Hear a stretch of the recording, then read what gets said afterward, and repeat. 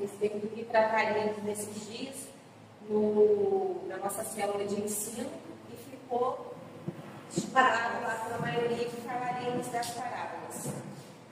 Eu escolhi 2 parábolas para falar hoje, o irmão João escolheu 2, então vamos falar hoje sobre 4 parábolas, porque ela é mais simples, né?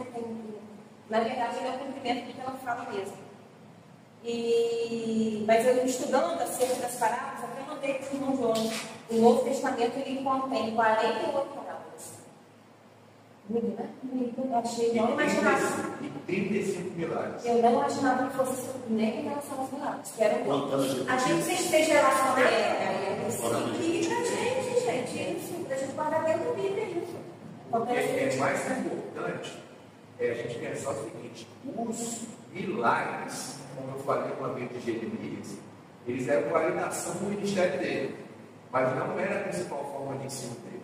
Ele usava os milagres para poder mostrar o poder do céu, mas a principal forma dele era genética. Não era corriqueiro, o milagre era uma coisa atual. Lembra que a gente falou de intenção? Os milagres, ele respondia uma intenção dele, mas o ensino dele era constante. Então, a gente entender que a parábola era o jeito do tempo. Qualquer rabino sabe, e ele é total esse mesmo sistema. Então, ele passa mais tempo ensinando por parábolas do que ensinando por milagres. Entendi. Também estudei sobre isso. E a gente vê no decorrer das parábolas que o quê? Normalmente, eu estava vendo, né, que Jesus ele passava por uma situação e aproveitava pela oportunidade do que se via naquele momento para poder estar ensinando, passando o ensino através da palavra. Normalmente era com relação a algum fato, algum acontecimento que já se disseminava ali em meio do povo e ele aproveitava essa oportunidade. Não existia um teatro ainda, então era uma forma prática de ensinar. Mas hoje eu escolhi falar da parábola dos trabalhadores da vinha, né? Ou trabalhadores da última hora, e vou falar da parábola da videira e dos ramos. Quando a gente. Vamos ler lá vamos abrir nossa Bíblia em Mateus 20, para a gente ver acerca da parábola dos trabalhadores da vinha. Mateus 20.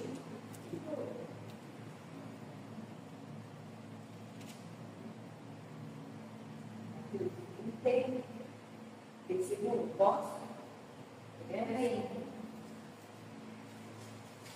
Mateus 20, a partir do 20. Na verdade, é no 16. Querem ler um pouquinho comigo também? Mas eu vou lá. Repete, tá vendo aí? Tá. Começa aí a primeira, por favor. Pode ler 3, 25. Posso ler? Os 3 iniciais. A palavra dos trabalhadores na vinha. Pois o reino dos céus é como um proprietário que saiu de manhã cedo para contratar trabalhadores para a sua vinha. Ele convidou para pagar-nos um denário pelo dia e mandou-os para a sua vinha. Por volta das 9 horas da manhã, ele saiu e viu outros que estavam desocupados na praça. E lhes disse: vão também trabalhar na vinha e eu os pagarei o que for justo. E eles foram. Parou lá. Sim. Agora no 5. E eles saíram outra vez, cerca da hora sexta e da nona, fez da mesma forma. E eles saíram cerca da hora 1/10, encontrou outros que estavam ociosos e disse-lhes: por que estáis ociosos todo dia? E eles disseram: porque nenhum homem nos contratou. E ele respondeu: ide vós também para a vinha, e tudo quanto for justo, vós recebereis. Continuando. Vai pegar. 16.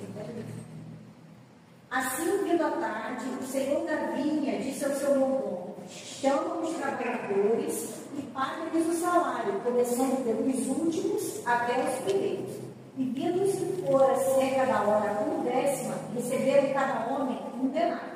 Vindo então os primeiros, eles pensaram que haviam de receber mais. Porém, do mesmo modo, recebeu cada homem um denário. Pode ler para mim, por favor. Pode continuar?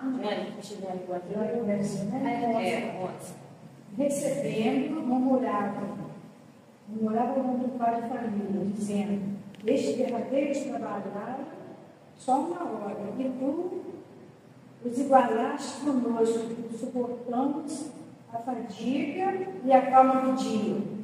Mas ele respondendo disse ao deles: amigo, não te faço agravo, não ajustastes tu comigo um dinheiro? Toma o que é teu e retira-te. Eu quero dar a este derradeiro tanto como a ti. Ou não me é lícito fazer o que quiser do que é meu? Ou é mau o teu olho porque eu sou bom?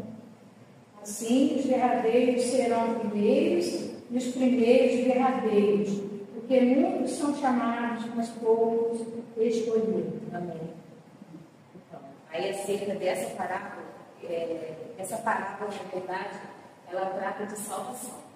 Jesus aqui está chamando a atenção dos discípulos para o que eu digo dos discípulos, primeiramente, porque foi uma parábola em uma conversação direta com os discípulos, tá? Ela traz a salvação. Para a gente entender essa parábola, a gente volta um pouquinho, não vou ler todo o tempo, porque eu tenho muitos jogos para falar. A gente volta um pouquinho em Mateus, no capítulo 19, e a gente tem a conversa de Jesus com o jovem rico, onde o jovem rico pergunta para Jesus o que poderia fazer para herdar a vida eterna. E aí Jesus dá aquela série de palavras para ele. Aí depois Pedro, depois que Jesus fala para ele, diz: muito dificilmente o rico entrará no reino dos céus. Pedro vê ele como uma dificuldade e exclama para Jesus: ué, mas sendo assim, ele diz que sendo assim é muito difícil. E ele fala com Deus, chama a atenção de Deus para o fato de que eles abandonaram tudo, deixaram para trás família, deixaram para trás todas as coisas para seguir a Jesus.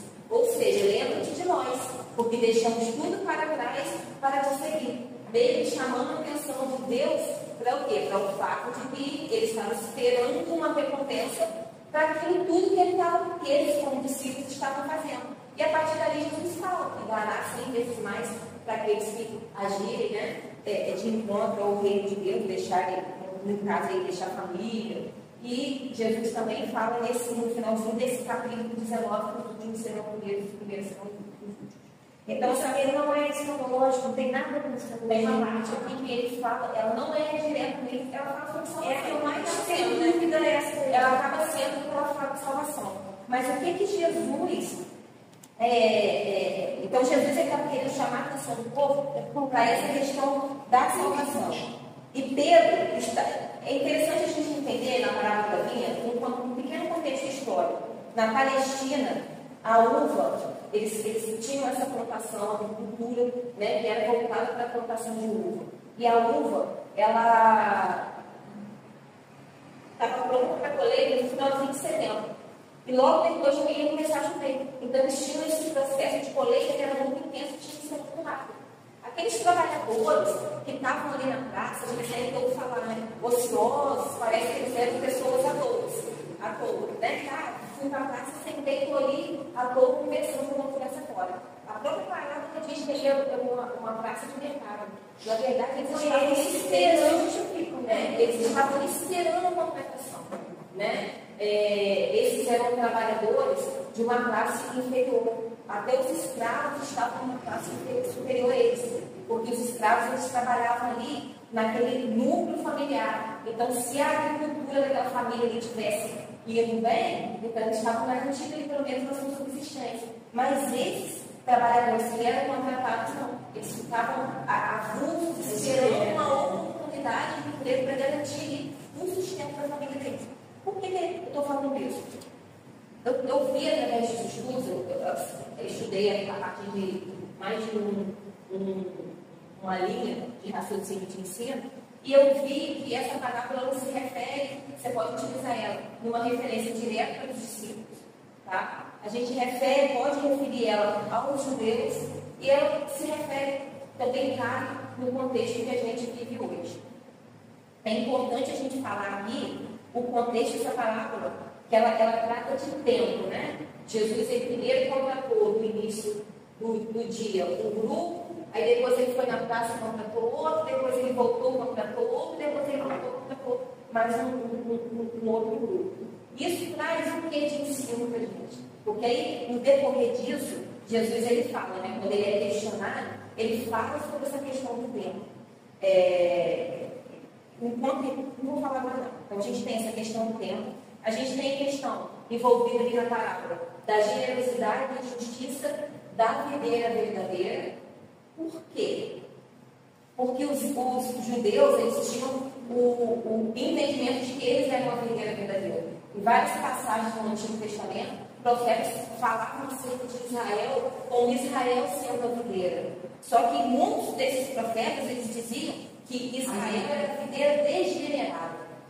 Por isso que Jesus ele fala, eu sou a videira verdadeira. A videira verdadeira não é Israel, a videira verdadeira sou eu. Israel é o ramo da minha videira. Né? E assim como depois outros ramos foram enxertados ali na videira, que é Jesus Cristo. Então, ele fala o quê? A casa não pode ir o dono, o agricultor. Quem é o agricultor? É Deus. Né? O agricultor é Deus. E Jesus é a vinha. Né? E aí eles estão questiona-se o fato de estarem recebendo a mesma coisa que os outros. Então, nós temos aí o fator tempo e nós temos aí o fator questionamento com relação a quanto está recebendo. Como que o que chegou por último vai receber igual eu que fiquei o dia todo trabalhando. Então, além do fator tempo, nós temos esse fator que é generosidade e justiça de Deus. Porque ele fala, eu não estou pagando a vocês o que eu prometi, então pagar para esses eu pago quanto eu quiser. Por quê? Porque Deus sabia que tanto os que chegaram cedo quanto os que chegaram depois também tinham suas famílias para cuidar, suas famílias para sustentar. Então, ali naquele momento, ele deixa um sinal de generosidade e justiça para quando eles que chegaram depois, mas que também, da mesma forma como os que chegaram primeiro, deveriam sustentar, cuidar dos seus, das suas famílias ali através de trabalho. Então a gente consegue verificar isso na parábola, a gente consegue verificar na parábola a questão do valor que é pago e se é questionado também, se é questionado o tempo de trabalho e se é questionado o valor que é pago. Mas não é justo que se pague o mesmo valor para quem chegou depois. Né? E dentro dessa perspectiva de valores pagos, o que a gente encontra? Questionamentos acerca de serviços e obras. E aí Jesus fala o mesmo valor e deixa uma lição de que não é pelas obras, né? Não é por aquilo que eu faço. O princípio da parábola é o quê? Salvação. Você não tem como ser Graça. Você não tem como ser menos ou mais salvo por aquilo que você está fazendo. Quem chegou primeiro é salvo, quem chegou primeiro está salvo. Aquele que trabalhou mais é salvo, aquele que trabalhou menos é um salvo. E Deus fala o quê? Que nunca vai ser por obras, sempre vai ser por graça. Né? Deus, nós nunca seremos merecedores a ponto de requerer de Deus nenhum tipo de recompensa. O que a gente tem de interessante aqui também? Que os primeiros trabalhadores, eles foram por recompensa. Porque com eles ficou contratado no momento anterior o valor que eles receberiam em virtude de serviço. Mas os últimos trabalhadores simplesmente foram, nem saber quanto eles iam receber. Então, eles não estavam ali num serviço buscando recompensas. O que aquele Senhor me pagar já está de bom tamanho para mim. E nesse momento a gente entende por que Jesus fala que os últimos serão os primeiros e os primeiros serão os últimos também, né? Nesse contexto de tempo. Então dá para entender meio que lei e graça no mesmo. Então, eu já ouvi, eu não lembro para compartilhar. O comentarista aqui da Bíblia Pentecostal, que é o Jeremias do Couto, ele fala sobre a graça, do entender da graça através do texto. Mas agora você explicando dessa forma, dá também para entender uma analogia ao período da lei, que era a meritocracia, né, já estipulado ali, determinado, e aqueles que chegaram por último, que foram alcançados pela graça, que nem seriam incluídos, mas acabaram sendo, né, de alguma forma, talvez passaria na cabeça de quem chegou primeiro, dos eleitos, dos judeus, essa cobrança. Mas por que eles estão chegando agora e estão recebendo o mesmo que nós, né, recebemos? Então, será que dá para trabalhar? Eu acho que Dois eu tempos. acho que a parábola é temporal, né? Então eu acho que ela se enquadra nessa questão de a gente Eu já levar ouvi uma ela coisa muito cultural, eu não lembro quem era, tanto que nem gravei o que era, que essa palavra, e era isso a dúvida que eu tinha no meu coração, que ela falava sobre gata, mas ficou aquela coisa vaga, eu não entrei Eu acho que ela não fala sobre gata. Porque ela não tem muito teológico, escatológico, né? Mas também não é muito histórica. Então ela, na verdade, é uma comparação. Ela é uma palavra análoga. Por isso que eu acho que uma comparação do rei. Eu vejo um pouco isso daqui como uma pessoa, assim, uma pessoa que sai ao discipulado. Já cai do lado do discipulado. Eu acho que o discipulado na videira não. Posso? Não, peraí, deixa eu fazer. Não, eu vou chegar aí. Calma, Marcos. Não, vou deixar. Fica calmo. Mas aí, Ele já depois está que o pastor falou, De acordo com o que eu li aqui, Eu estudei. vejo mais por esse lado também. eu estudei para aquela método. Ali eles falam que ela também é uma palavra que também se enquadra propriamente para os discípulos, por quê? Porque eles inauguraram o cristianismo, eles acabam inaugurando a igreja. Eles inauguraram o cristianismo. Eles inauguraram a igreja, então eles são os primeiros ali. Mas isso não significa que pelas obras que eles desenvolveram, por serem os primeiros. Mas o que tem a ver a igreja com essa recompensa? Aqui, ó. Porque a recompensa aqui é de sal. Que recompensa? Essa, o pagamento. Se fosse o caso de ser o galardão, que não parece Mas ser. aí ele já deixa claro que não é. Você tem que tirar o fator recompensa. Porque aqui ele já trabalha falando que não é fator recompensa. Então aqui ele não está tratando de um fator recompensa. Entendeu? Você tem que esquecer esse Quem ganha igual ao que trabalhou o dia inteiro pela graça. É isso aí, entendeu? Aqui ele está deixando uma mensagem positivamente. Vocês chegaram primeiro, inauguraram, mas outros vão continuar no trabalho. Outros vão ser alcançados da mesma forma que vocês que chegaram primeiro e se renderam e deixaram tudo. O problema é que todo mundo romanceando demais. Toda palavra. Você na passada falou um negócio, na última aula, que é exatamente o contrário. Nunca é o que você quer dizer, é sempre por trás. Pensa que Jesus começou dando essa parábola para quem? Quem que era o público? Primeiro versículo que você leu. Essa parábola não era aberta, ela era fechada. Ele reuniu o grupo e fez. Tem que imaginar que ele está colocando uma graça como equidade para todos. Quem são os primeiros? Eles, os 12. Quem são a geração que vem junto? Que mandou os 70 pregar. E quem somos nós? Qual de nós é mais importante? Lembra que João e Tiago falam assim: quem sentará contigo no reino? Eu ou meu irmão? Ele está colocando todos nós em pé de igualdade. Por quê? As leituras que nós fizemos são grandes. Mas o que ele está querendo dizer assim? Tanto eles que estão começando, vocês, no caso, eles 12, vocês têm que ter a mesma humildade de acolher os últimos que vão chegar.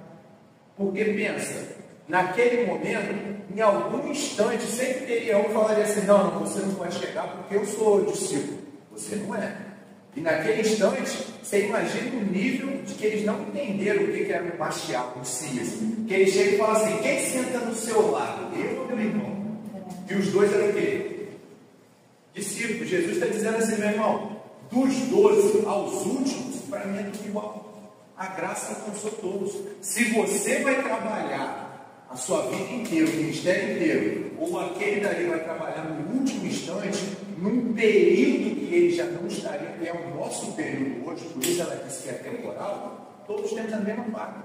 É porque se a gente for literalmente com muita ignorância, você vê que daria a entender que tem dois pagamentos diferentes. Mas não tem, é um só, um pagamento só. Não, acho que tem diferente. Então você está lendo assim, eu acho ao contrário, eu acho que ele deixou claro que é o mesmo pagamento só. Eu entendi assim também. Foca aqui rapidinho, gente. Eu estava conversando com o pastor, porque assim, eu estou encantado com o Antigo Testamento por questão de riqueza monetária, dinheiro. No Antigo Testamento, toda pessoa carregaria sua riqueza. Ou seja, quando você lê na Bíblia falar, te pagou um denário é o peso de um anel. Então, se você tivesse que pagar uma coisa, você tirava o anel, não pegava ali, estava pago. Quando volta do exílio, começa a ter as moedas. Moedas era costume pensa. Aquilo dali não era costume. Lembra, Cristo? Quem que é o rosto que está na moeda? Você entendeu? Então, quando ele fala pagamento, não adianta você pensar diferente, porque o pagamento seria um denário, que é o pagamento de um dia. Então, por mais que a gente queira romancear, não tinha como quebrar aquela moeda. Então, tanto o último quanto o primeiro saberiam que eu vou receber uma moeda, que é o pagamento. Isso era costume judaico, que é uma moeda. Não tinha. Quando era no período anterior, antes do exílio, se tinha. Por isso, que é uma coisa que eu falei na última aula na escola dominical, você lembra? O dízimo não era por volume, era por peso. Por isso que fala 10ª parte. Só que você pensa assim, 10ª parte é da peso diferente, então a gente é calculado. Não, pesa o que você tem lá, tira a 10ª parte, que é um jeito justo de fazer para o todo. Você planta uva, pega o peso da uva. Você faz azeite, pega lá o peso do azeite. Era para deixar igual para todos, para ninguém sair perdendo. Só que quando você chega aqui, no que ela está falando, todos teriam um pagamento.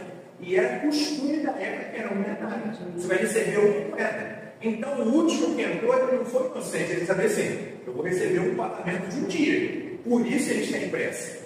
E esses somos nós. E temos a pressa de chegar. Porque é o ponto que ela falou e o ponto que eu raciocinei. É mais fácil quebrar o que você pensou. Não, eu concordo com ela nesse sentido. É porque eu estou entendendo. É porque eu entrei no critério de justiça, que ele está entrando no critério teológico. Quando eu visualizei para poder entender, eu pensei em porção de moedas. Então, porque assim, havia a chance de se pagar menos. Não havia. Você falou que não havia. Então, quebra a minha ignorância do raciocínio, ela cai todinha. Ela morre aqui hoje. Mas assim, o que eu concordo em número e grau com ela, é porque é o que ela está falando. É questão de justiça. É assim. O primeiro é ficar bravo, quando eu estou recebendo as mesmas moedas. Sim. Você entendeu? E teologicamente, pensa que essa moeda, agora vamos fazer essa troca, essa moeda é salvação. Mas agora, se a gente parar para refletir aqui, nesse pensamento, né, nesse entendimento que você trouxe, não teria por que também eles terem questionado Jesus com relação a os outros terem recebido. Mas talvez não tivesse. Se já se era certo que era uma única moeda. Não, mas aí talvez volta amanhã que eu não vou te pagar hoje. Completa o que os outros vão completar. Eu entendo assim. A gente vai se você ler um texto. Temos de justiça. Eles achavam que ia ganhar mais de um tempo. Mas se você ler um texto, eu estou sendo texto aqui, eu acho que é no verso 15 que fala, não sejais invejosos. Então, por isso que eu ia terminar aqui, eu sei que você não gosta do romance, mas em 3 versões diferentes que eu estudei, o escritor deixa claro que, me perdi agora, você está falando Invejosos. que ali Jesus quis combater um espírito ali de egoísmo, de mesquinharia, entendeu? Havia um combate a esse espírito, porque cabia a Deus fazer o julgamento daquilo que é correto. Hoje não existe mais, a vantagem é essa. Hoje não existe mais isso, só naquela época. Hoje não tem. Então, tipo assim, por isso que eu falo que por isso que a gente vê alguns princípios, por isso que a gente vê esses princípios também presentes de generosidade, justiça de Deus na parábola, mas em tese é tudo isso aí. Aí agora dois vai saber isso daí. O quê? Essa parábola. Saber o quê? Saber isso tudo que eu aprendi que eu instalado, porque todos esses pormenores, esses detalhes, eu não sabia, né? Pensei que estava querendo saber, falei, então não posso. Não, estou satisfeita em Que saber. bom, eu também. É por isso que a gente vai, eu também fui enriquecida com essa parábola. Você quer que eu faça um? Faz um. Não, deixa eu fazer um, só para o tempo. Entendeu? Eu queria convidar vocês a ver Lucas 15. Deixa eu só anotar Sempre. então. Foi Mateus 10, do 1 ao Não, Mateus 20, 20, do 1 do ao 1 ao 16. 16. E a citação de Mateus 19, tá? Faz parte da parábola também. Aí você Ah, sim, porque tem 19. E agora agora o que ele falou? Lucas 15. sempre faço aquela palavra que eu aprendi no primeiro dia do seminário. Espero que nenhuma palavra que eu falar aqui venha fazer com que ninguém venha abandonar a fé. Quer que corta a transmissão ou deixa? Pode. Eu vou fazer diferente da nossa amiga. Não, você está em pé aqui. Então você É que ele vai usar o quadro. Ele vai usar. Eu queria fazer um esforço exegético diferente, da gente tentar entender porque o capítulo 15 de Lucas é chamado do capítulo dos perdidos. 15 de Lucas. É compreensível? Na verdade, eu não queria desassociar, eu queria unir essa parábola. Porque o maior erro que os pregadores fazem é desassociar essas três mensagens, porque na verdade essas três mensagens são apenas uma mensagem.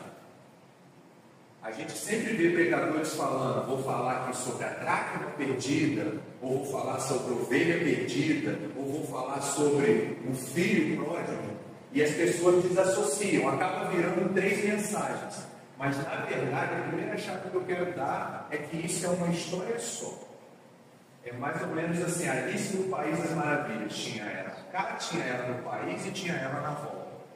Então a gente precisa entender que essa é a primeira história. Por quê? Se vocês olharem, como a gente tem hoje, quando vai ler uma história, começa toda a história dizendo, era uma vez. Na Bíblia, quando se fala uma parábola, dizia, o Senhor propôs uma parábola. E se você ler ao longo do verso do capítulo 15, você vai ver que só tem uma chamada parábola. Então, os tradutores separaram elas, mas a narrativa coloca como sendo uma história só. Eu queria colocar aqui bem rápido, porque eu acredito que todos que estão nos assistindo já conheçam as parábolas. Vamos recapitular comigo. A primeira é a parábola da ovelha perdida. Todo mundo lembra dessa história? Todo mundo lembra? Mas eu quero chamar a atenção para você pensar assim comigo. Vamos localizar quando Jesus disse. Depois que eles voltam do exílio, um país dividido, um povo culturalmente brigando, samaritano com judeu, Jesus lança essa parábola. E essa parábola diz assim, vê se vocês lembram, e o que quiser acrescentar pode falar. Essa parábola diz que um pastor, ele sai com as suas ovelhas do curral, vai levá-las a outro pasto, e na volta, ele vai e faz o quê? Falta um. Então ele vai para fora do seu curral buscar essa ovelha. Vamos fazer um esforço agora de entendimento? Pensa no exílio comigo. Primeiro ponto que ele está dando: todas as ovelhas que saíram e ficaram lá são alvos dessa parábola. Porque ele está dizendo o quê? Se a gente saiu de Israel com o exílio e voltou, e aquela ovelha não voltou, eu quero alcançar ela. É o primeiro esforço que a gente tem. O segundo esforço conta a segunda parábola, que é da dracma perdida. Seria uma mulher que perderia 2 moedas dentro de casa. Dracma seria um valor considerável para uma mulher ter dentro de casa. Existem estudiosos que dizem que aquela dracma fazia parte de uma joia que ela deveria apresentar no dia do casamento. Mas como a gente não tem base aqui para dizer que a mulher ia casar, vamos dizer que ela perdeu uma grande quantia. Mas pense, antes o pastor foi buscar uma ovelha fora. Agora, aquela ovelha, a moeda está perdida onde? Dentro de casa. Então agora ele não quer mais falar com os filhos de Israel que estão fora. Ele quer falar com os filhos de Israel que estão dentro de Israel. Agora vamos chegar na parábola. Quando a gente pega na parábola, a gente precisa entender o seguinte. Os primeiros versos, eu queria pela versão do Rei James. Pode abrir aí? Ela deve estar dividida. Moeda? Não. Quando começa o fim. Você pode ver? E ele disse: certo homem tinha 2 filhos, e o mais jovem deles disse a seu pai. Primeiro versículo do capítulo 15 de Lucas. Se não é para a palavra, então não Não, eu quero 15:1. Lê se eu não entender. 15:1. Então aproximaram-se dele todos os publicanos e pecadores para ouvi-lo.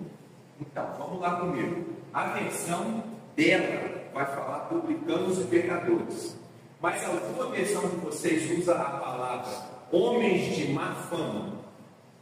E pessoas de má fama. Pessoas de má fama. Vamos tentar entender o que é isso aqui? O que é um publicano?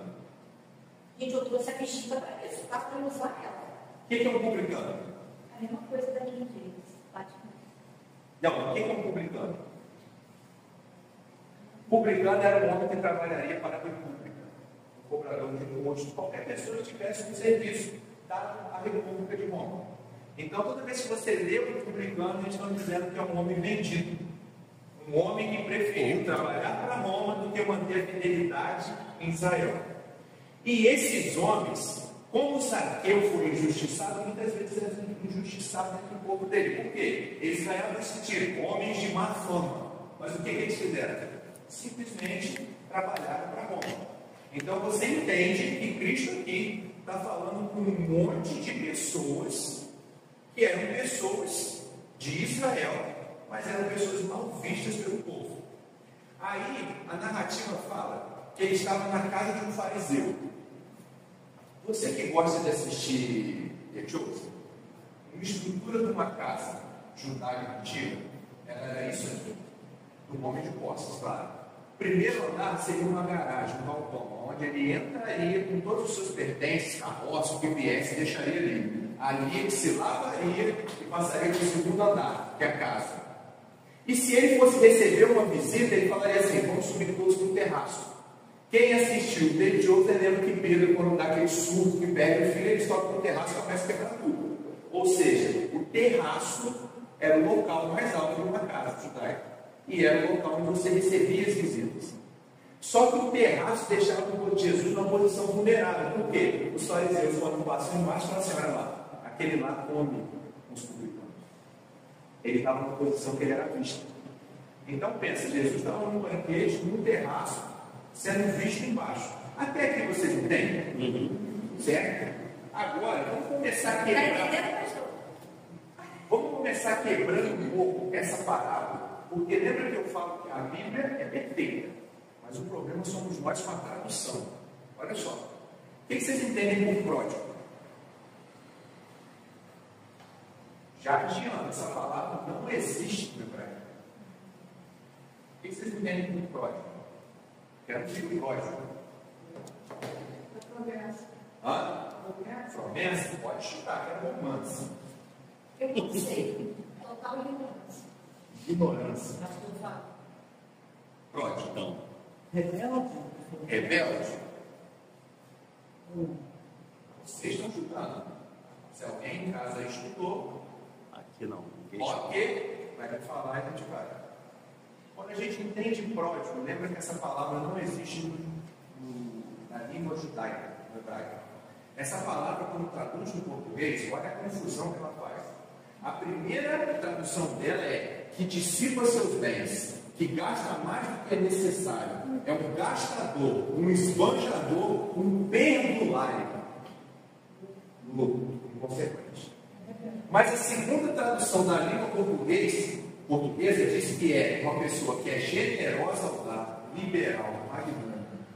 Você vê a diferença do pródigo? Então é aquilo que eu falo, a Bíblia é perfeita, só que quando nós traduzimos, por isso eu prefiro ler James, a tradução em cima de tradução, a gente vai perdendo um pouco o significado das palavras.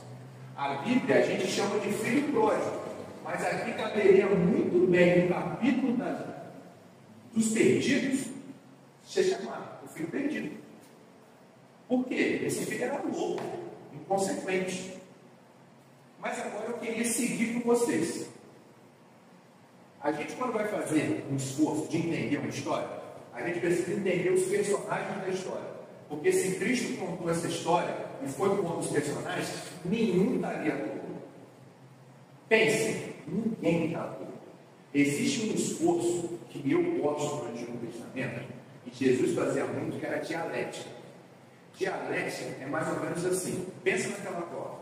Existe um menino atrás da árvore, certo? Se eu pegar você e levar até atrás da árvore, você vai olhar e falar assim: nossa, existe uma árvore atrás do menino. E você passa a enxergar um menino. Então, o que a gente tem que fazer quando lê esses textos é começar a entender cada personagem, cada história. Que aí você começa a entender, cara, olha o que Cristo quis falar. Essa história tem 10 personagens. Um pai, todo mundo entende? Tinha o filho mais velho,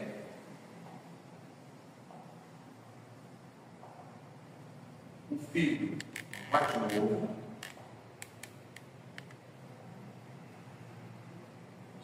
vamos lá, uma terra longínqua, vou botar aqui distante.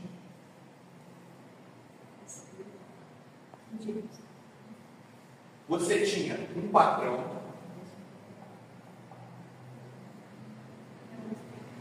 você tinha os porcos, você tinha um novilho, você tinha os trabalhadores,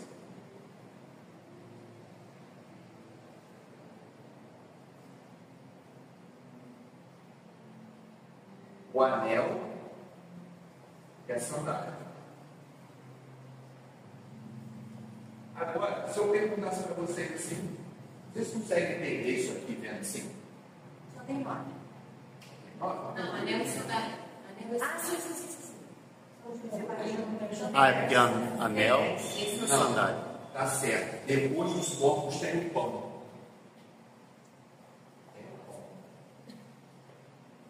Entendeu? Esse aqui é o mesmo tempo. Vocês já tinham reparado que tinha isso tudo nessa parábola? Assim, separado. Fígado. Separado. Por que é importante a gente entender? Quando a gente entende, a gente vai começar a entender que cada um ali tinha uma figura e cada um tinha uma importância. Eu já quero adiantar para vocês e quero pedir ajuda de todos. Qual é o final dessa parábola? Vocês conseguem chegar nessa parábola não tem final? Qual é o final da parábola? Qual é o então? Diretamente não. Essa parábola não tem final. Tem uma conclusão. Ela não tem. O princípio da dialética que eu te mostrar do outro lado, ela interrompe. Cristo intencionalmente interrompe. Agora eu vou tentar entender o que ele fez. Quando a gente fala pai, agora eu quero muito romance mesmo. Nível rápido de romance. Quando a gente fala pai, o que vocês entendem que é o pai dessa história? Bem evidente? Perfeito. Eu vou pular os dois filhos, porque eu quero também ter o meu suspense. Né? Quando a gente fala terra distante, porque eu cresci na Assembleia e lá eu aprendi nos desenhozinhos que o menino gastou tudo com prostituta. Eu ia falar. Mas isso não está na Bíblia. A Bíblia fala que ele gastou de forma dissoluta e veio, acho que a Ria James chama de irresponsável, e diz que veio uma grande fome sobre a terra. Não fala que ele gastou com meretriz, drogas e etc. Fala que ele gastou de forma dissoluta. Aí, irmãos, eu quero fazer um esforço exegético. E se a gente entende que dissoluto é irresponsável, fica ao critério da gente pensar qualquer coisa. Mas o que eu quero dizer é o seguinte: quando fala de forma dissoluta e irresponsável, a gente entende que era um local que era dado essas irresponsabilidades. Então, quando a gente está dizendo terra distante, Jesus está falando assim, fora Israel. Lembra desse povo bendecido? Jesus está dizendo assim, fora Israel. Eles gastaram uma loucura lá fora. Mas vamos continuar. A minha amiga fez um apanhado sobre o patrão. Quando você entende patrão na Bíblia, lembra que eu falei que poderia ser visto como senhor? Então você teria um senhor aqui, mas você teria outro senhor. Então, quando a gente entende esse patrão, eu vou colocar aqui inimigo para eu não fazer romance e dizer que é um demônio. Aí vocês vão falar assim, como assim inimigos? Vamos lá. Quem estuda a Bíblia, qual judeu podia mexer com o corpo? Comer porcos. Ficar perto de um porco. Naquele momento de Israel, qual era a nação que mexia com porcos? Quem? Não sei. Roma. Lembra, o demoniado de Nazaré. Os demônios foram para quem? Os demoniados foram para quem? Os demônios. Os porcos. E se você for ver, isso já é história. Nos anos 70, teve um imperador, esqueci o nome dele, não vou chutar que está falando, que ele sacrificou um porco no altar do Senhor, que já era o final do tempo. Então você vê que aqui esse patrão era o inimigo e os porcos eram o quê? Pecados. Porque pensa, naquela parábola, ele parou para comer as comidas dos porcos. Ou seja, ele teve que se relacionar com eles ainda.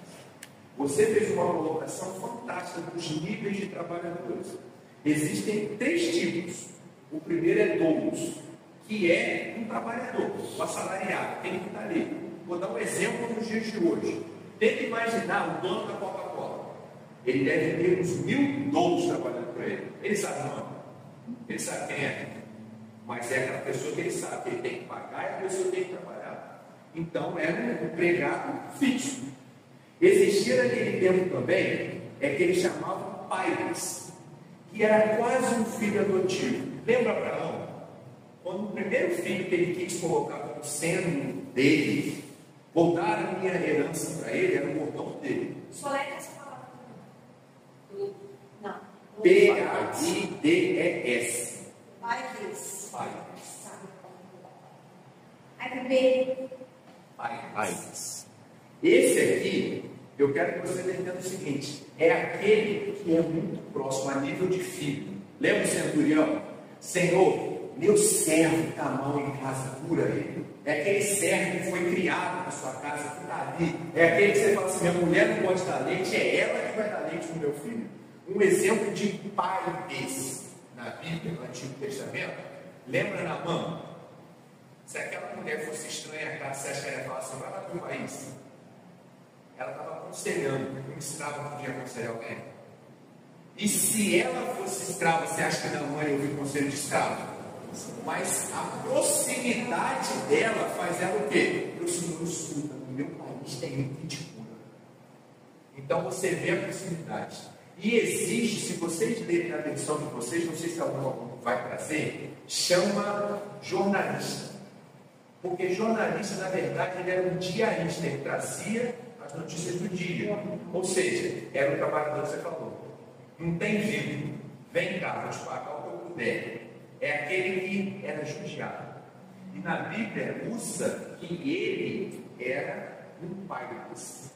Foi o serviço que ele recebeu. Ele não tinha vida, ele não tinha lugar para dormir, ele não tinha nada. Ele só tinha os porcos para ele tomar banho.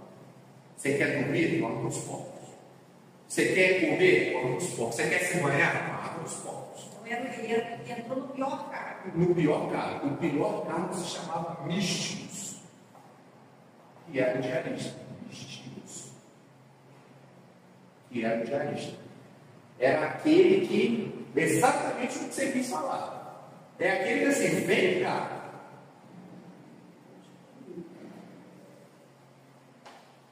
Mas vamos continuar. Quando a gente chega e o filho vai falar assim: na casa de meu pai tem muito pão. Lembra? Por que vocês acham que ele falou isso? Ele usou esse termo. Pão. O pastor vai lembrar em Jerusalém. Era a casa do pão.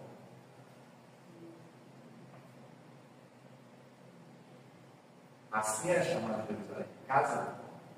Então, esse homem numa terra estranha, ele está repetindo a oração que Salomão mandou fazer. Se você se lembrar de Israel, se curvar e orar, o Senhor te perdoa. Ele está dizendo o quê? no meu país, na casa de meu pai, é casa do pão. Ou seja, ele está aqui falando tempo.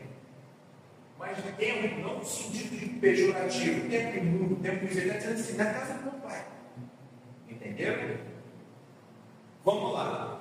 Quando a gente fala novilho, vocês já tiveram algum amigo que tinha fazenda, mexia com animal, alguém que criava galinha, porco? A Bíblia fala que ele fez ali. O pai engordou o novilho. Você só engorda o novilho para quê? Para matar. Mas o que eu quero dizer? Você só engorda o novilho se você tiver uma ocasião para poder. Esperando. Você está naquela expectativa. Por quê? Eu vou ter que morder o novilho. Eu tenho que matar esse bicho, eu tenho que fazer a festa. Só que eu queria pensar assim. Pensa, a Bíblia fala que quando o pecador se arrepende, então, esse novilho aqui é salvação. A salvação está pronta para todos nós nos alegrarmos. Os trabalhadores, tem um fato curioso aqui, que assim, lembra que aquele filho, ele pega as coisas dele, vende e vai embora? Aquele filho era deserdado. E pelo costume judaico, nunca um filho poderia abandonar seu pai. Nunca. Salvo se o pai o abençoasse. Então, me dá a bênção e me despede. Mas ele não podia sair a isso.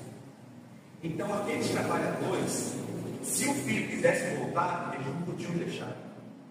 Porque, de certa forma, eles também eram filhos da propriedade. Não, você é deserdado, você não pode. E o costume judaico diz que se alguém tentasse invadir a sua propriedade, você poderia, e de fato, agredir, porque ele não podia. Então você pensa, aqueles trabalhadores estão ali, porque se você vier, você não podia deixar ele entrar.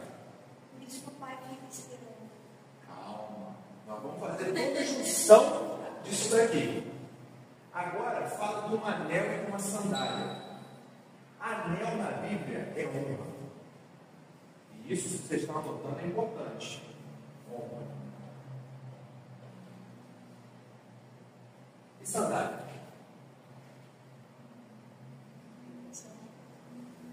Sandália é igualdade. Lembra que fala para Moisés, tira as sandálias, porque você não pode vir na minha presença e ser igual a mim. Sandália é igualdade. É eu me colocar em pé de igualdade com você. Então pensa, se o pai manda dar um anel e a sandália, ele está devolvendo o que para esse filho? Honra e igualdade. Agora, eu quero fazer, por isso que eu falo que não pode desassociar essas três palavras. O filho menor seria o que para vocês? Como assim? O que vocês acham que está todo mundo categorizando? Você acha que o filho menor seria o quê? Gentil, né? Eu acho que não. Acho que não, quero ver. Seria um judeu também. Não, a lógica é o gentil. Eu vou até te defender. A lógica. Eu disse, pode ser? Não, pensei na negação mesmo deles estarem. Eles são a primeira aliança, eles estão dentro e se negaram. A sua mente está pensando na Apocalipse. Eu só consigo ver assim. Um judeu, ele era fiel ao conceito errado, mas ele era fiel, entendeu? Mas no tempo de hoje, olhando para eles no tempo de Se hoje. você olhar hoje, lembra que a gente está falando de rodar? Você vai rodar para trás da árvore e o menino não está mais lá. Aí você vai tentar deduzir o que o menino está fazendo lá. A gente aqui está fazendo esse esforço de dialética para entender o que ele está atrás da árvore. Então, o que eu quero dizer? Vamos contar a história. Um filho pega as suas coisas, vai embora. Perde tudo que tem. Fora de Israel. Aquele menino agora, ele vai parar na mão Inimigo. e ele vai colecionar, Pecados. mas ele lembra que existe Tempo. e nesse tempo tem Salvação. e quando você é salvo, você tem Honra e igualdade. E aquele pai, veja o fim, ou seja, eu te aceito. E agora pega o final dessa história. No final dessa história, que eu falei que ela não tem um fim, o pai para junto com aquele filho, tentando fazer ele entrar onde? Melhor a resposta. Tentando fazer ele entrar na festa, no banquete. Só que a Bíblia não fala o final da história. Aí a dialética de Cristo é assim: Cristo estava onde? Terceiro andar, fazendo o quê? Comendo e bebendo. Numa festa. Cristo desceu da festa para falar com quem? Que a gente leu, os fariseus. Cristo está dizendo para eles assim: de igual modo que esse pai está chamando o filho mais velho para entrar na festa, hoje eu estou chamando vocês, fariseus, para entrarem na festa. Porque o filho perdido nessa história nunca foi o mais novo, sempre foi o mais velho. Porque o maior, ele era o fariseu. O filho mais novo, ele foi achado quando ele perde o tempo. Mas o filho mais velho, ele não quis entrar na festa. E no momento que Jesus estava na festa, ele se bota na mesma posição do pai. Eu vou descer da festa, vou pagar o preço, porque uma coisa é interessante. Um homem judeu nunca poderia correr. Nunca poderia ser um judeu passando na rua correndo. Porque isso era falta de respeito. Já viu que a gente pergunta para a gente assim: quem você está correndo? Quem você está correndo? Para eles era falta de respeito. Então, se aquele pai morreu, lembra que a Bíblia fala: e o que não tinha pecado se fez pecado? Aquele pai agora tenta ver uma figura de Trindade, de Cristo. Eu vou passar toda a vergonha que for, mas ninguém vai te açoitar, porque eu vou até você e eu pago esse preço. Ninguém gostou no filho. Então, se você olhar essa parábola, Esse é fantástico. se você olhar para essa parábola, Jesus está falando com todos os fariseus que estão de fora da festa e colocando eles na situação de quê? Vocês são zelosos, vocês ficaram no templo, vocês tomaram conta de tudo, mas quando o filho volta, os perdidos de Israel voltam, vocês não aceitam eles. Você entende para quem que é essa parábola? A gente sempre pensa no filho novo, mas você entende que o tempo inteiro essa parábola foi falando do filho mais velho. Eu assisti uma pregação que falava ela é para o filho mais velho, mas eu não fui contextualizada dessa forma. A gente, quando está numa classe de aula, a gente consegue destrinchar ponto a ponto. Por isso, Mas como a gente falou que ela para ali, deixa uma dúvida se seria mesmo. Porque se talvez fosse, ele teria continuado um pouquinho mais. Se fosse sobre maior deles, poderia ter estendido um pouquinho mais a história. agora, quando eu cheguei aqui, você consegue enxergar que não tem como você falar essa parábola. Cristo nunca fez isso, sem contar o detalhe das duas primeiras. Porque Cristo está falando: ó, tem gente que saiu de Israel e pegou lá, tem gente que ficou em Israel e pegou aqui, mas tem gente que é certo de Israel e não consegue respeitar a vontade do Pai. E não consegue, porque isso aí é uma crítica que Cristo faz em outros momentos, que é o quê? A pessoa não consegue entrar e se alegrar com o Pai. Lembra o banquete? Eu não consigo entrar e me alegrar com o Pai. Fariseu via tudo. É o que você fala: eu está morrendo de medo de tudo, mas não dava um abraço para você. Não entrava. Cristo estava na casa do publicano, no terceiro andar, que o fariseu estava dando na porta. Mas ele estava lá no chão. Mas ele não conseguiu o quê? Entrar e se alegrar. Você entende que essa parábola é para esse aqui e é um convite para a gente? O que eu acho mais forte nessa parábola, porque passa desapercebido para a gente, por isso que eu frisei, é esse detalhe aqui. Bom, pensa, o cara está fazendo um banquete.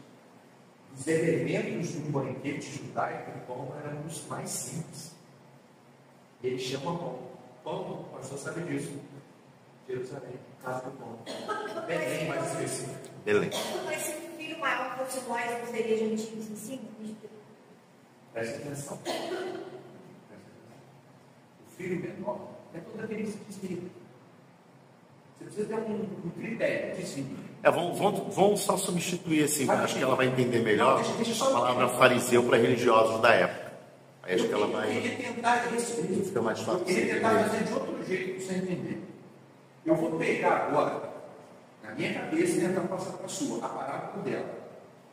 Esse filho menor é todo aquele que se desviou. É todo aquele que estava na igreja com a gente e saiu. É todo aquele que um dia foi comer os porcos, foi viver os pecados. E o filho maior é aquele que ficou dentro da igreja, que permaneceu ali, que se acha o certo, que se a pessoa entrar na igreja, ele vai chegar e vai falar assim: você é pecador, você não pode ter a mesma paga do que eu. Eu sou líder de louvor e você é pecador. Então, quando a gente entende esse contexto, o que o pastor falou, religiosos, muitos somos nós. Por isso que o pastor é santo também. Por isso que a parábola em si, ele está falando qual é o grupo de religioso que estava na frente dele naquele momento. Ela é atemporal, mas ele está batendo no fariseu, na porta dele. Todo mundo entendeu? Entendeu, gente? Alguma dúvida? Perfeito. Gente. Faz só o vocês três. Pode fazer? Vamos tomar um cafezinho, botar para o quadro. Isso não pode ser, tá para ser. Eu trago ele num dia só. Ele disse que não tem ele. O André de Jones? A todo logo é seu? Deixa eu ver aqui. Eu nem vi. É que seu Deus, certo aqui. Gabriel? Já.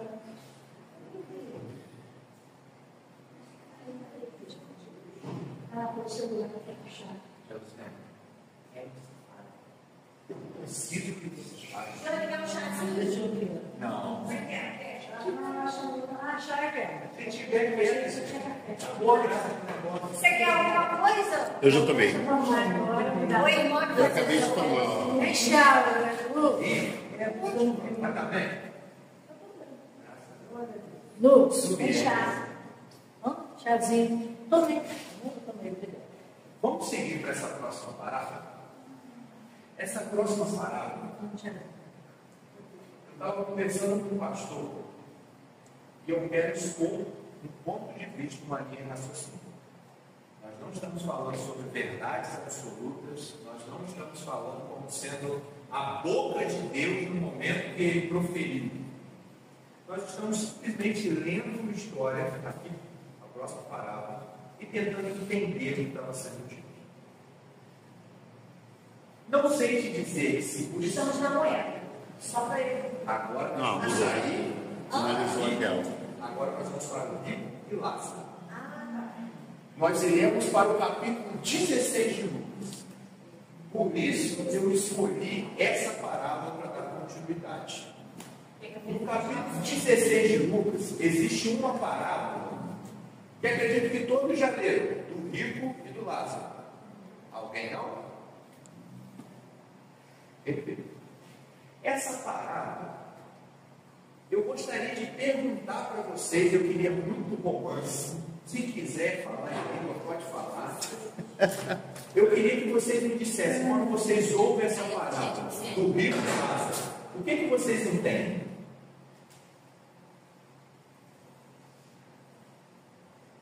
Você que está em casa, Essa também seria tem. dela para dar um opinião ignorante.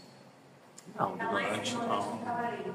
Ele deu liberdade para romancear, então podem ficar à vontade. Alguém mais não conhece essa parábola? Vamos dar só um tempinho para vocês verem.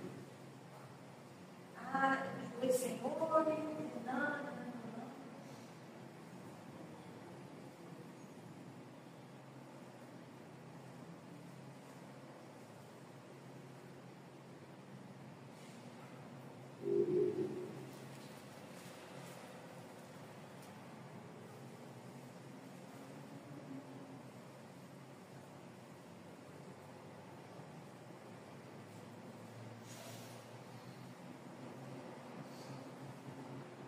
Ah, sim, beleza. Ótimo. Espero que quem esteja em casa também lembre.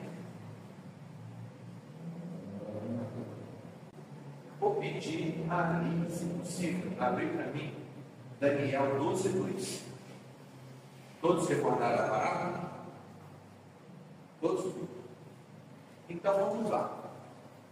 A primeira coisa que a gente precisa entender nessa parábola, e eu queria que quem estivesse na versão do Rei James estivesse lendo o primeiro versículo dessa parábola. Aquela hora que você falou, Primeiro versículo do capítulo. estava invertido, tá? A minha frente que você falou, a bichinha que você falou. Ótimo. E ele dizia também aos seus discípulos: havia um certo homem rico, Perfeito. o Na qual versão. tinha um mordomo. Instantinho só. Se vocês lerem, ela leu como que está ali. Agora, eu vou ler essa parábola. Deixa eu só abrir aqui, Lucas 16. Mas eu quero ler ela numa versão para que vocês entendam. Vocês viram que na versão dela diz aquela introdução. Eu quero ler agora na versão NVT, que diz assim: Jesus contou a seguinte história a seus discípulos. Mais na versão de alguém tem? Não, a minha só está em vermelho para dizer que é Jesus. Jesus contou a seguinte história a seus discípulos. Eu quero que vocês entendam e, por favor, se tivermos dúvida, vamos conversar. A gente entende, todo mundo que gosta do Antigo Testamento e do estudo, entende que, a partir do exílio, aquele povo começou a ter muita interferência, influência helênica dos gregos deles.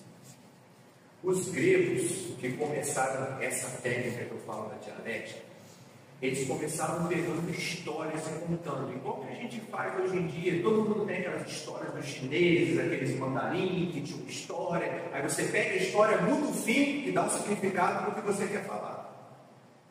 E isso aqui, eu quero deixar bem claro. Temos referências que essa história que está sendo contada, isso era uma história comum ao povo, não era uma história que Jesus inventou. Ele não se propôs a contar uma parábola, ele vai e conta uma história. Mas eu quero que vocês façam um esforço comigo. Por quê? Ou isso foi intenção de Lucas em deixar o mesmo cenário da festa, os fariseus. Vocês entraram na festa? Beleza, agora Jesus vai continuar o ensinamento. Ou ele dá para entender que isso foi próximo. Porque se você ler no final do capítulo 15 para o 16, não dá noção de tempo, que como se tivesse parado. Ele acabou uma, engata no outro ensinamento. Então, o que eu quero dizer? Provavelmente a gente vai fazer esse esforço de entender que Jesus está falando do mesmo público. Falava aqui, ó, e ele dizia também a seus discípulos, dá uma continuidade. Exatamente. Então, o que eu quero que vocês entendam é que o quê? A parábola, ela é muito dependente de quem está ouvindo. Porque aí você começa a entender qual mensagem está sendo dita. Então, como ele está ali, no mesmo cenário, fariseu, os seus discípulos, ele vai abrir um outro ensinamento. Eu queria colocar para vocês, você lê para mim Daniel 12:2. Multidões e multidões que dormem no pó da terra mudarão. Uns para a vida eterna, outros para a vergonha, humilhação e para a desprezo. Agora eu quero ter o meu momento de Apocalipse. Ó. Ele se está sublinhado na minha Bíblia, ele é escravo. Eu não vou dizer para você, seria muita audácia minha falar isso. Não vou dizer. Mas alguém já disse, eu vou subir. Então seja audacioso. Não vou ser. Alguém foi antes de você. Não tenho tupete para isso, mas eu quero dizer o seguinte: o tema, a cerne dessa parábola é sobre a alma, sobre vida eterna. E Jesus está pegando para os fariseus e para os seus discípulos, ele vai começar a falar sobre isso. Você leu que a alma vai descansar e um dia ou vai para vida eterna ou Vergonha, humilhação, desprezo. Então ele está falando de quem, Daniel? Que a alma ler e depois vai seguir seu caminho. Mas a gente vai evoluir esse pensamento. Vocês sabem qual que é a origem da palavra cemitério? É mais crente do que a gente imagina. Cemitério é uma palavra grega chamada cemitério. Cemitério é chamado de dormitório. Agora vamos entender esse dormitório. Dormitório, você sabe quem inventou o cemitério? São os judeus. Os judeus inventaram o cemitério. Por quê? Pensa que primeiro, lembra que quando a gente vê no Antigo Testamento como é que era a pessoa quando era enterrada? Túmulos pomposos, cavalos em rocha, túmulos de igrejas de altar. Você precisava uma charada, você precisava de espaço. Só que quando chega no momento da igreja primitiva, você está matando o judeu a 3x4. Multidões. Você não tinha como cavar rocha e esperar para fazer. Você precisava, pela primeira vez, alocar um após o outro.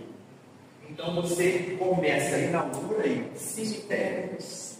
Porque lembra que no mundo antigo não era cemitério, era fossa a céu aberto. Jogavam seus corpos. Um judeu que tinha questão da rocha, mas eram túmulos grandes e caros. Pensa, está morrendo a família inteira, minha sogra, com os parentes dela, os primos, todo mundo sendo exterminado. Você acha que você tinha como pegar e falar assim, cada um dessa casa que eles deixou, vão comprar tudo cemitério? O império estava roubando eles, estava saqueando, mataram e pegaram o lugar deles. Então, você vê que a palavra cemitério significa o quê? Dormitório. Então você vê que a igreja primitiva entendia que o quê? Era um local que você iria descansar. Não, vamos tentar entender esse descanso como dormir. Tirar um sono. A explicação desse versículo depois, no final, se você quiser, é boa também.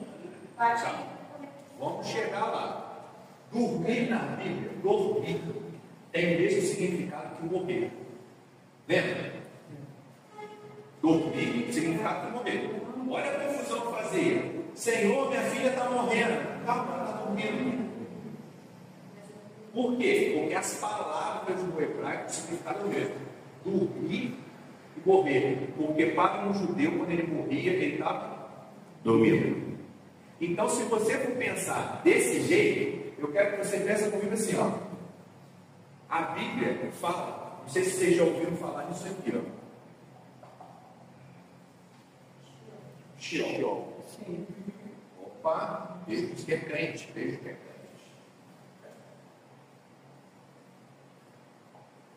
Já ouviram essa aqui? Na minha versão está essa palavrinha. Olha só. Verso 23. E no Hades ergueu os olhos, estando em tormentos. Vamos lá. É por isso. Sheol.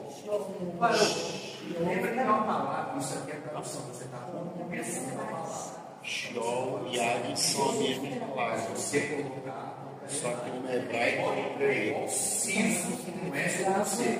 é o mesmo. Mas vamos lá. Se vamos botar, vou até colocar esse parênteses. Então, vamos começar a quebrar essa palavra. No Antigo Testamento aparece 66 vezes a palavra Sheol.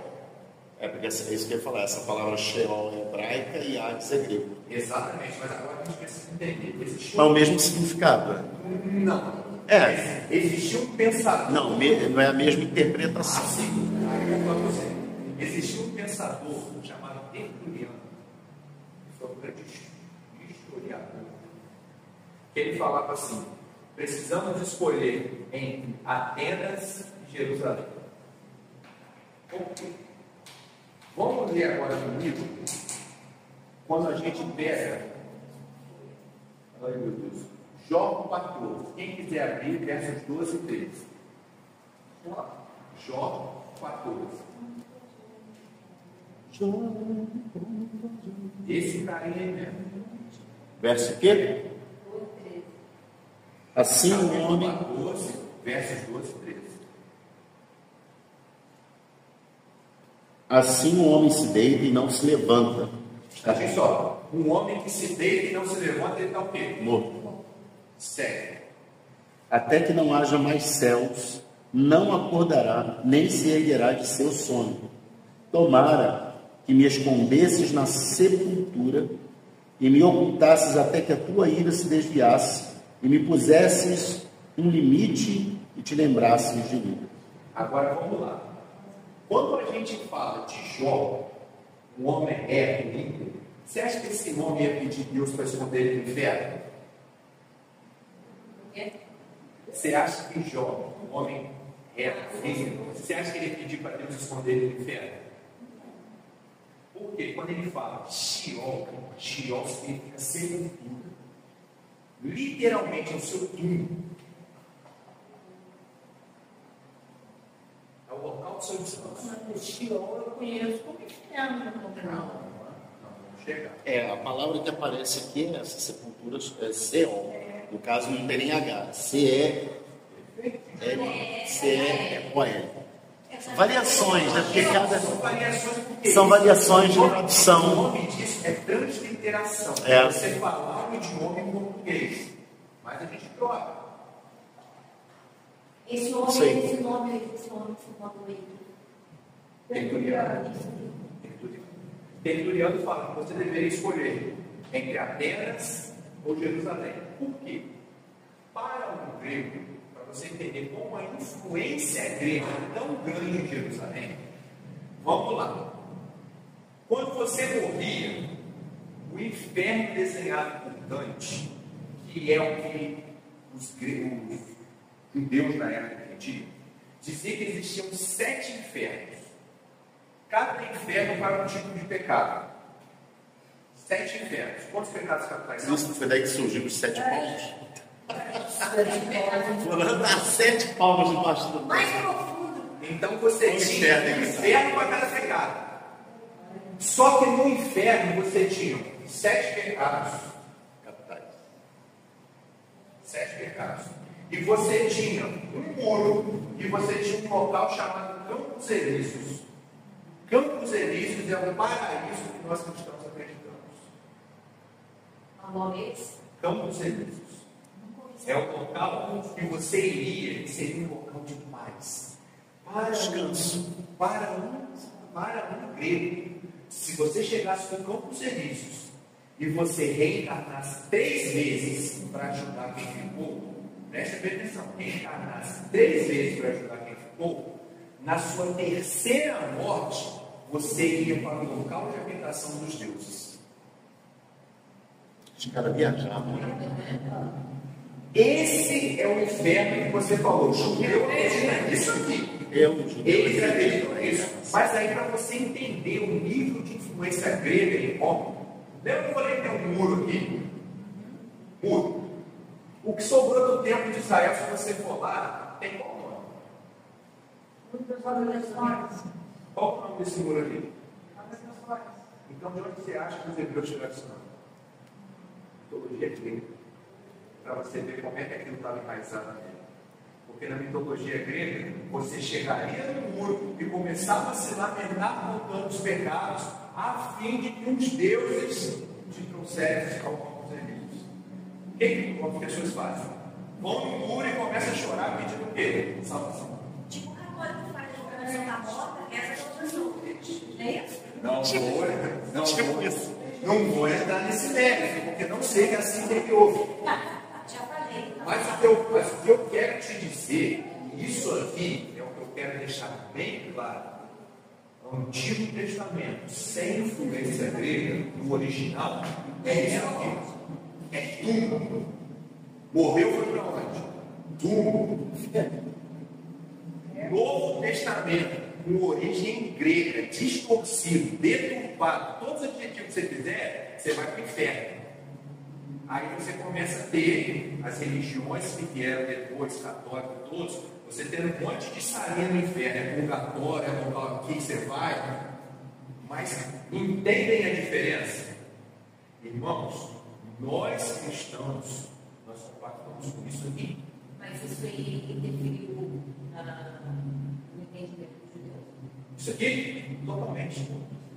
Se você ler o Apocalipse depois dessa explicação, você vai ver que Cristo, o tempo inteiro, que Cristo, a gente entende que ele redigiu o Apocalipse, ele ditou o negócio. Ele está o tempo inteiro quebrando isso aqui. Mas Jesus era judeu. Judeu.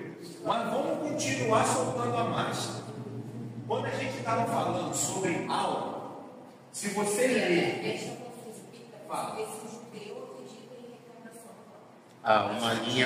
Uma linha grande, o judaísmo acredita. Hoje acredita. Quem pecou? Você ou seu filho? Vai saber se na próxima vida você vai pagar. Você vai pagar. Não, tinha um filho doente, aí vai perguntar, quem pecou? Ele é o filho. A gente não quer saber, na próxima vida, quem vai pagar? Entendeu? De quem foi o pecado? Ou ele foi muito ruim na outra vida, né? Ele está pagando nessa. Então, para você ver como é que isso estava dentro do judaísmo naquele momento. Você tem linhas que não acreditam, mas a grande maioria acredita. Tudo. Tem uma linha. Isso tudo também por influência. Não quero falar em religião. Tem muita base do que os judeus atuais acreditam tem a ver com a influência de vários povos que eles conviveram. Um deles acabou de surgir aqui, o povo grego. O povo grego influenciou muito na crença, muita mitologia envolvida, muito misticismo envolvido. E Jesus ele chega também nesse contexto, muita coisa ele tem que quebrar, porque ele sabia. Falou da mulher samaritana, que você falou assim, será que era assim? São provas que era. Quando a gente lê em Gênesis 2,7, diz assim, formou Deus o homem do pó da terra e soprou em suas narinas o fôlego da vida, e o homem foi feito alma vivente. Então a gente pode tentar entender no primeiro esforço que a alma passa a existir com um corpo, com a vida. Entendeu? O que eu e o pastor conversávamos antes era sobre finitude da alma. Às vezes a gente não vai querer entrar nesse detalhe porque isso vai abrir muita coisa. Mas eu queria saber essa parte. Então, Não sei se vai dar tempo de terminar, vamos lá. Então, olha só. Salmo 6,5. Vai anotando. Calma aí, ó. O primeiro que eu falei foi Gênesis 2,7, né? Gênesis 2,7. Salmo 6,5 diz assim: porque na morte não há lembrança de ti, no sepulcro quem te louvará? O que ele está dizendo? Morreu, acabou, findam-se as lembranças. Ou seja, você acha que a igreja primitiva, quando coloca o nome de cemitério, ela está sendo a favor ou contra a crença dela? Eu creio que é a favor. Cemitério dormitório. Ou seja, nasci, passo a ter. Morri, eu vou descansar, eu vou dormir. Tanto do que no Apocalipse fala que eles, nós, no caso, nós ressuscitaremos, tornaremos a vida. Então você vê que, por que eu quero trazer isso? Nós estamos aqui para conversar. Pensa bem, agora nós vamos fazer um paralelo com a nossa religião, com religiões dos outros. E vamos passar um pouco pelo judeu. Saúl, todo mundo lembra? O que ele fez? Consultou. Lembra que Samuel mandou acabar com essa prática nessa época? Então você vê que o ocultismo já estava lá. O ocultismo já era uma coisa presente ali. Necromancia, falar dos mortos, os mortos voltaram.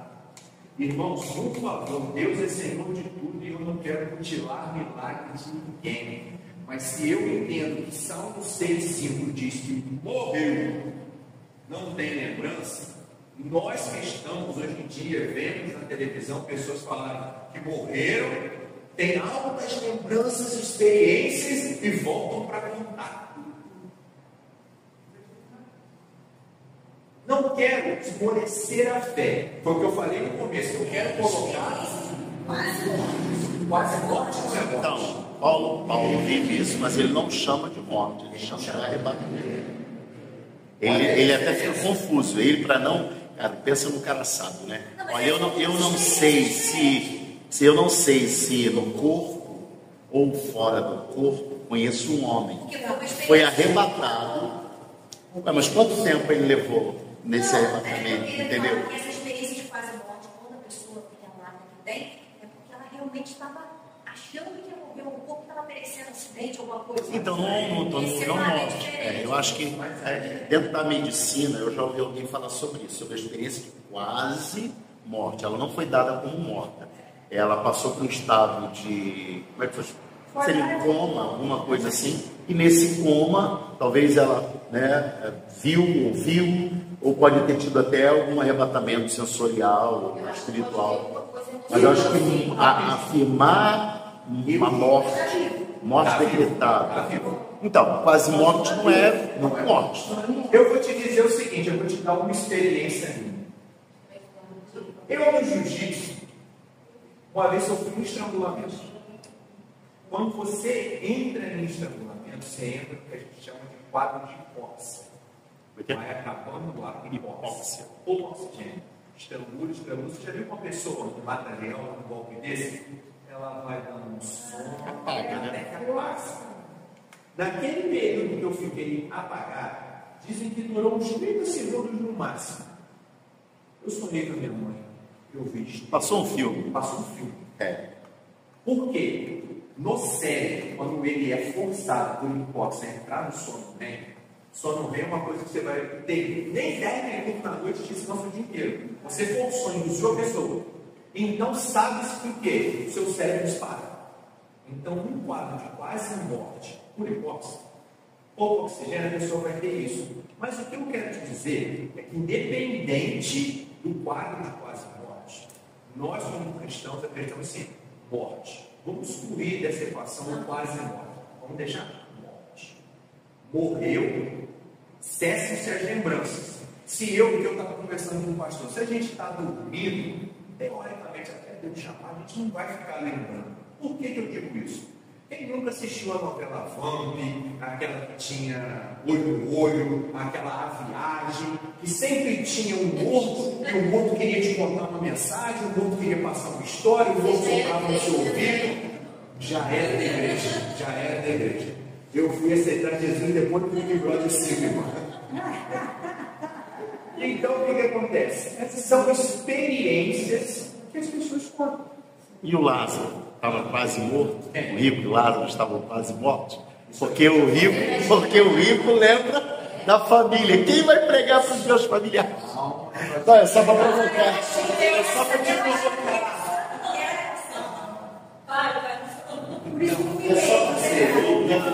É só para você.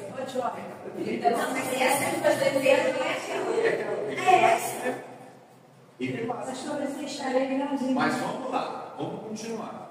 Quando a gente entende, nesse momento, morreu, cessa, acaba, até quando? Vamos pegar aqui agora comigo, Apocalipse 20. Pega essa aqui,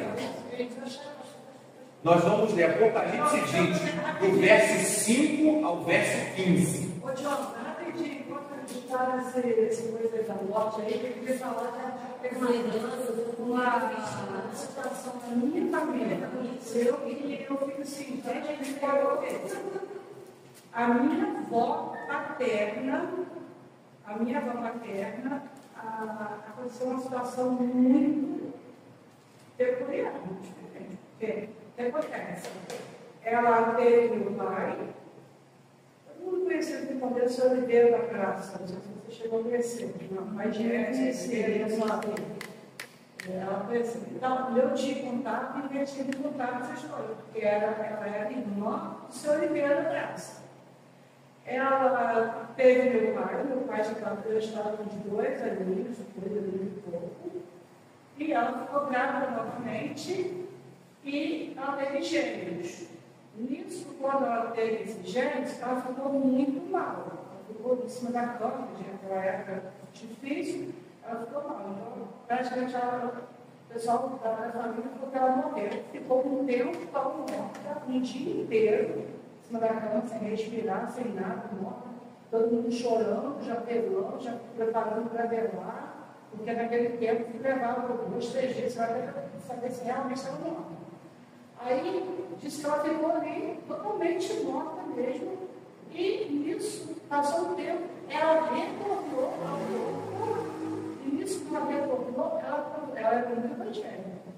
ela retornou e contou e falou que ela esteve, que o Senhor levou ela ao céu, ela esteve na glória, e que ela não desistiria, que ela iria morrer, que eles não ficassem tristes, mas porque ela não ia ficar, não sei o quê, e falou assim, e falou assim, de arrepiar. Falou, olha, Sebastião, eu peço a Oliveira, o irmão dela, que é a Montinho, que cuide dele.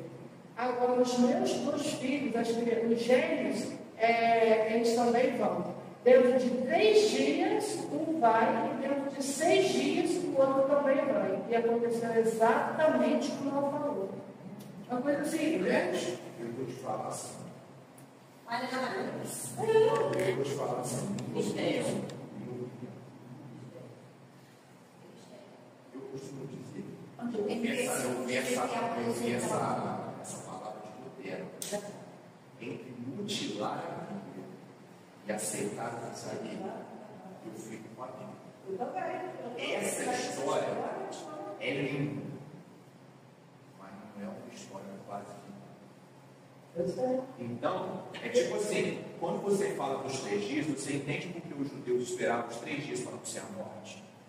Porque tinha isso. Enquanto não exibisse rigidez cascavélia, o corpo tivesse duro, não podia enterrar. Porque tinha essa coisa, aí já imaginaram deles. O espírito podia estar e o espírito voltar. Mas Pode ter sido um arrependimento. Mas é uma coisa que se história dessa. Então. Só para finalizar, vai ajudar.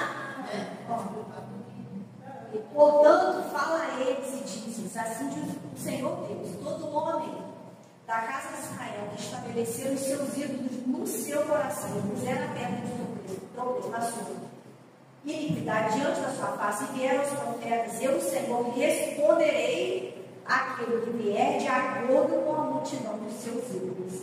As pessoas veem coisas de acordo com aquilo que ela cria para ela também. O Senhor permite que isso aqui aconteça, tá? como eu te disse, eu não vou fazer esforço para entender essa história, porque biblicamente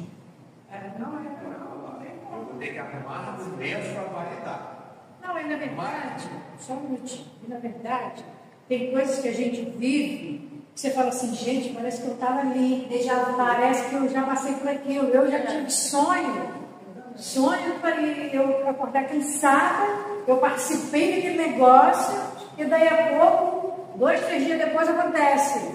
Então, você fala, se é visão, é revelação, não sei o que é. E também não vou entrar nesse mérito. Acontece, eu estou meio doido na vida da gente. Paulo diz, existem certas conversações que não nos causam edificação. Vamos ler O que acontece. Vamos para o Apocalipse. Saída tangente pela direita. Vamos para o Apocalipse 20, que é difícil Vamos falar para o disso. milênio, estamos no milênio. E eu já falei Apocalipse 3 vezes na mesma semana, gente. Então, Né? algo está mudando. Terça-feira, o John pregando Eu Apocalipse. prometi o que eu sei, que esse ano eu ia tentar. E estou tentando mesmo. Até pregou sobre o Apocalipse terceira. Exatamente. Esse é, menina, eu fiquei surpreso. Falei, vou até assistir o culto hoje. Vamos lá, Apocalipse 20, verso 5 Até até o 15. Eu vou ler aqui. Posso? Mas os outros mortos não reviveram, até que os 1000 anos se acabaram. Essa é a primeira ressurreição. Ou seja, morto, você vai encontrar ele, espírito, zombeteiro, andando, palpitando, falando. The Walking Dead. Você vai encontrar. Quando que é a primeira ressurreição, você vai ver morto voltando. Está escrito aqui, biblicamente. Quero abrir um parênteses aqui que é muito importante, muito importante. Primeiro, acreditam os estudiosos que o céu não está vazio. Já temos alguns dignos morando lá. Por exemplo, Enoque. Por exemplo, Elias. Faz-se um esforço para entender Moisés. E você também faz-se um esforço, Mateus que fala que quando Jesus ressuscitou, os santos e justos andaram e foram vistos na cidade. Então você entende. O ladrão da cruz entende-se que ele abriu. Se você for fazer um esforço, ele abriu o céu. Ele foi o primeiro, ele foi justo com Cristo. Mas você morreu, não bateu. Mas entende-se que tem mais. Agora, por favor, não é nosso foco aqui dizer quantos tem, quem chegou primeiro, quem está por último, quem está fazendo o que lá. Não é meu esforço. Entendeu? O meu esforço é que vocês entendam. O meu esforço é que vocês entendam o quê? Um judeu e Jesus, porque o livro de Apocalipse ele combate muitas das questões espíritas. Jesus, no Antigo Testamento, através dos profetas, ele diz o quê? Morreu, vai para o Sheol. Apocalipse, existia doutrina falando que as pessoas estavam rodando, voltando, reencarnando. Quem pecou? Você ou seu pai vão pagar na próxima vida. Jesus está dizendo o quê? Naquele momento vai ser a primeira ressurreição, o fim de papo. Não tem morto rodando. Se Cristo, se Deus, que é o dono do universo, quiser levar um de nós na frente, ele pode. Mas em efeito de massa, em efeito de maioria, não. Você não acha que você deixar a parte para trás, o quadro para trás, só uma pergunta para o já te liberar. Você não acha que vai mudar o contexto do que você vai fazer? Não, porque eu vou descer o contexto agora. Entendeu? Bem-aventurado e santo aquele que tem parte na primeira ressurreição. Sobre este não tem poder a segunda morte. Mas serão sacerdotes de Deus e de Cristo e reinarão com ele 1000 anos. E acabando-se os 1000 anos, Satanás será solto da sua prisão. E se humilhar a enganar as nações que estão sobre os 4 cantos da terra. Gog e Magog, cujo número é como areia do mar para ajudar em batalhas. E subiram sobre a largura da terra e cercaram o arraial dos santos. Onde que é o arraial dos santos? Jerusalém. Subiu o arraial dos santos de Deus, desceu o fogo do céu e os devorou. Ou seja, está se predizendo que vai ter a guerra lá. E está dizendo que Deus vai descer fogo e acabou. Acabou o jogo. Vamos continuar.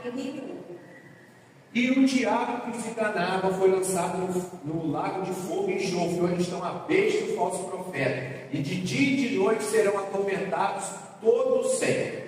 E viu um grande trono branco, e o que estava sentado sobre ele, de cuja presença fugiu a terra e o céu, não se achou lugar para eles. Ou seja, lembra do julgamento? Você está fora. E viu os mortos, grandes e pequenos, que estavam diante de Deus. E abriram-se os livros, e abriu-se outro livro que é o da vida. E os mortos foram julgados pelas coisas que estavam escritas nos livros segundo as suas obras. E deu o mar os mortos que nele havia. E a morte e o Sheol deram os mortos que nele havia. Por quê?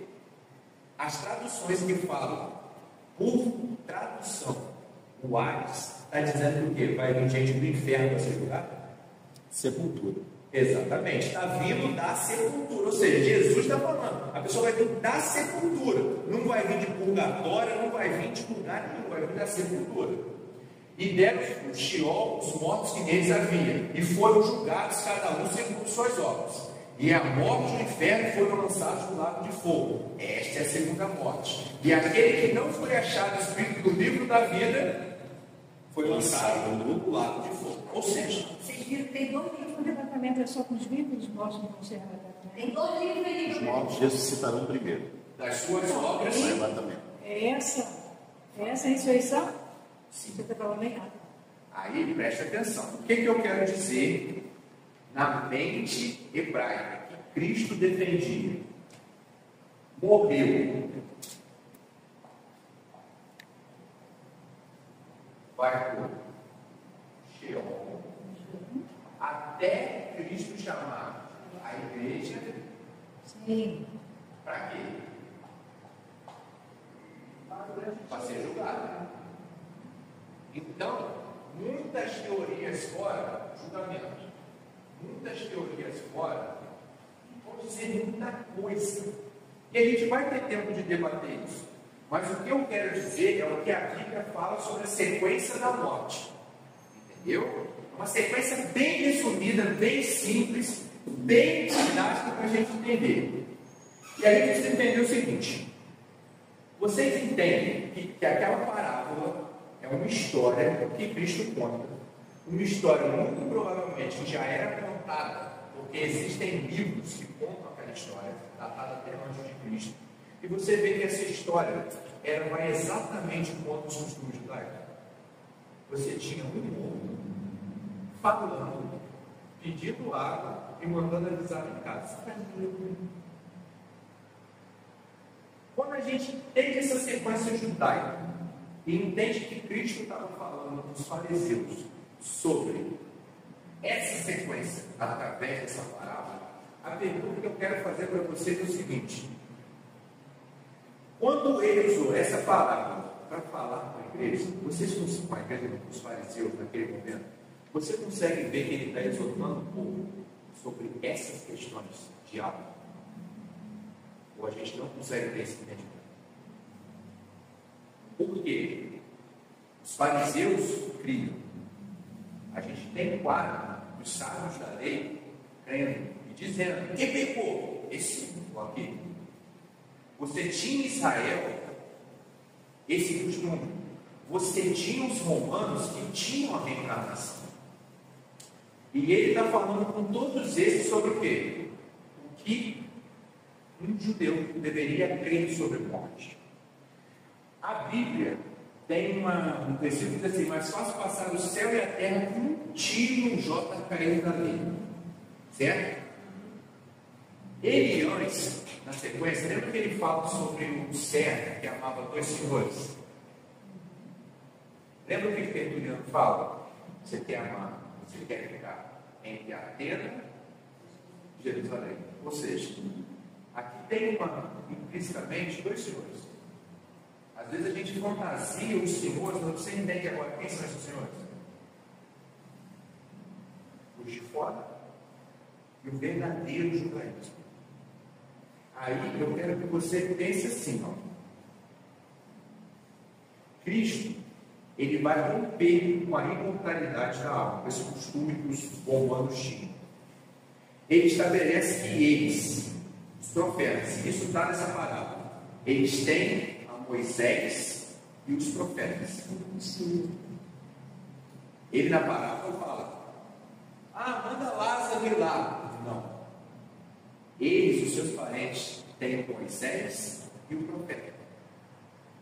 E o que eu acho mais forte, e é o que Cristo está querendo dizer, mostrando toda a intencionalidade dele, que ele diz assim: se eles não ouvem Moisés e os profetas, também não se deixarão convencer, mesmo que ressuscite um entre os mortos. O que Cristo estava falando que ele ia fazer? Ou seja, ele está dizendo que nessa sequência da morte, ele é o único Senhor sobre a morte. Porque mesmo que ressuscite um entre os mortos, o povo não vai ouvir. E fato, quem não escutou quando Jesus morreu? Os fariseus. O próprio tempo. Em vez de Cristo já não estava predizendo isso. Vocês creem nisso, mas mesmo que venha um e volte dos mortos, vocês não crerão. Quem voltou? Então, você entende que Cristo está falando, está estudando certo. Vocês têm que ouvir Moisés e os profetas. Ele mandou ouvir o templo. Os caras da terra? Não, ele fala claro, você vai ouvir Moisés e os profetas. Porque os Moisés e os profetas apontavam para quem? O Messias. Quando as pessoas estão falando de reencarnação, ele está falando assim: escuta o Messias. Ele está estabelecendo a sua divindade aí. Porque ao longo do Antigo Testamento são vários locais que falam sobre morte. E não tem esse costume grego. E o fantástico é ele falar: escutem Moisés e os profetas. E depois ele disse: se eles não ouviram Moisés e os profetas, eles ouvirão um que ressuscita entre os mortos. Olha como é que ele fecha a dialética dele. Ele pega a história e coloca o final que ele quis. Porque pensa, se você não pode ouvir os profetas, você vai ouvir o próprio Cristo. Pegando essa palavra temporal, será que a gente tem ouvido o próprio Cristo? Será que a gente tem ouvido a própria palavra? Alguém tem dúvida dessa palavra? Vamos orar agora para terminar? Só para você já sair na mesa, vamos parar para terminar. Aí depois vocês podem continuar. Semana que vem vamos ter mais parábolas. Quem está em casa, vocês aqui. Semana que vem ou 15 dias? 15 dias, perdão, se eu falei errado. Quem quiser sugerir parábolas, vamos tentar trazer as sugestões que vocês derem. Pode trazer o segundo, você entende esses conteúdos, né? Que formam da nossa